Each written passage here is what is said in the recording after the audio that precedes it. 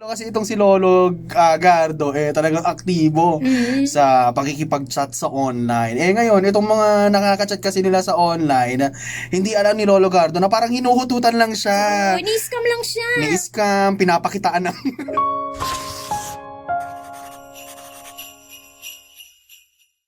Lolo Gardo, pwede po bang magtanong? Tungkol po sana ito sa pag-online nyo. Ano yun, Apo? Basta huwag mo namang pakikialaman yung buhay pag-ibig ko, ha? Alam mo namang masaya ako, eh. Naiintindihan ko po na gusto nyong maging masaya, Lolo. Pero Lolo, ang totoo po, nag-aalala na ako sa inyo eh. May mga nakita po ako sa mga kausap nyo. Ano bang nakita mo? Oh no! Bakit mo tinitignan ng cellphone ko, Apo? Hindi ka ba marunong gumalang sa privacy? Tinignan ko lang naman yung browser nyo.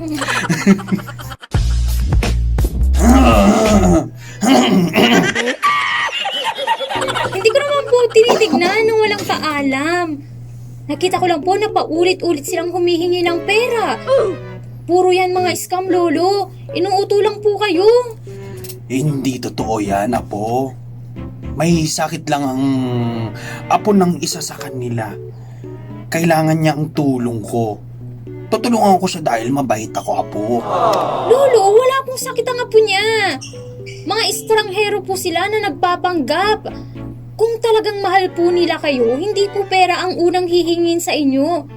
Ayoko lang pong maubos ang ipon nyo o yung pensyon nyo dahil sa mga manloloko. Mika naman, alam ko naman ang ginagawa ko eh.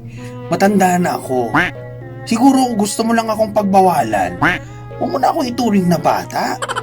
Hindi ka naman na bata, Lolo, talaga. Hindi Ulo ka. hindi naman po sa pinagbabawalan ko kayo, Lolo. Protection po ito.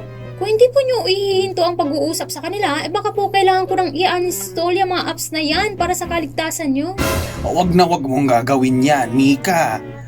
Karapat akong maghanap ng mga kasama ko.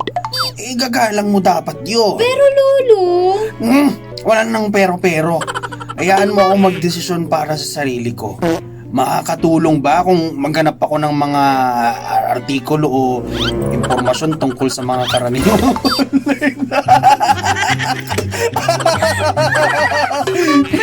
May naligaw? Hindi mo nakasama sa script yun. Ayun kasi si Lolo, hindi nagbabasa. Ano ba yan? Ay,